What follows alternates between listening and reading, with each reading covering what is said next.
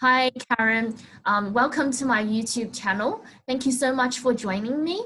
And I just want to do a little bit of an intro for you.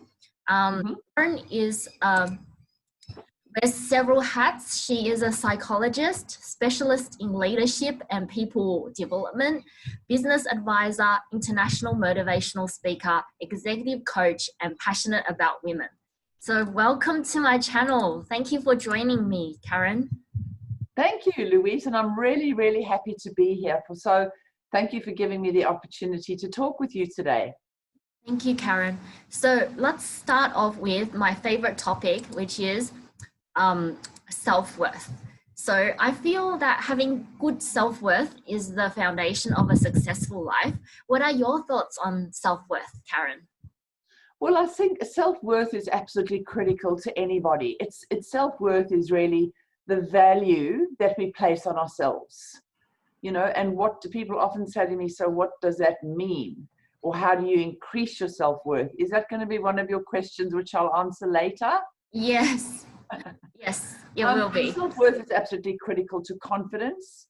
It's critical to our life overall, how we see ourselves, how we relate with others, how we are able to really, I suppose, define ourselves in terms of our careers and our futures. So self-worth is absolutely critical, yes, particularly to women, but not only to women, obviously, but I think a lot of women actually lack self-worth for a whole range of different reasons.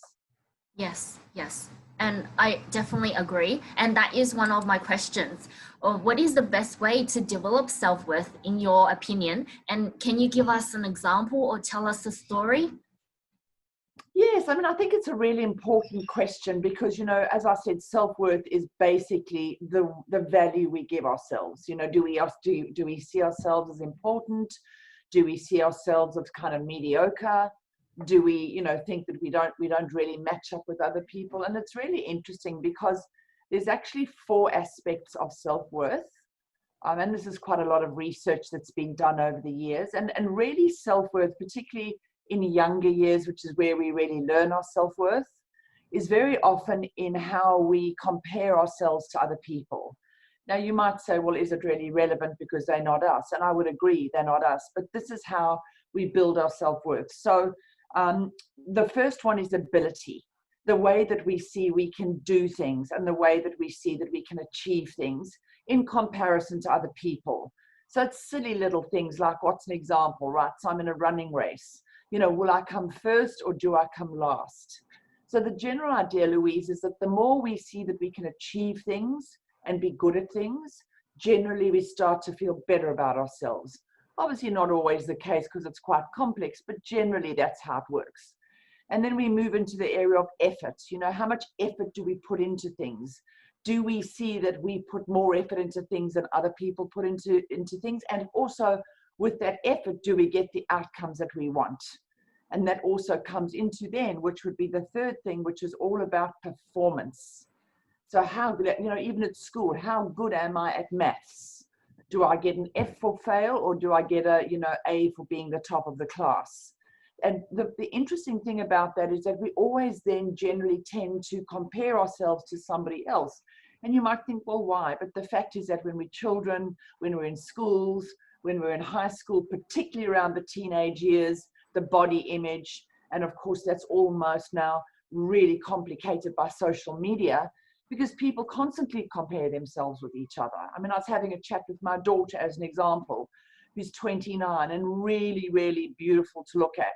And she loves watching things like the Kardashians. And I say, why? Yeah. Why do you want to watch the Kardashians? Oh, Mom, because they're cool and because they this and that. And I don't think that they're cool at all, And I think that's the thing around fame, appearance, performance. All of those things, Louise, add to our self-worth. If we constantly compare ourselves to other people like the Kardashians, who have all the money in the world and a lot of power, we will always generally come off second best, won't we? So Yes. self-worth is realistically looking at how we achieve things, how we perform things, and how it makes us feel. And the more value we place on what we do and what we achieve and how we feel about others, and I think part of that also is the ability to relate well to others, you know, to have good relationships. All of those things add to our self-worth. Yes. And self-worth is an interesting thing because it's basically learned over time. A lot of the time it starts in our family of origin, so the family into which we are born, or the culture into which we are born. And so it gathers or doesn't gather throughout life. But the interesting thing about self-worth is that you can actually learn to have greater self-worth than you do have if you feel that that's what you would like to do. That's a great answer, Caryn. Thank you.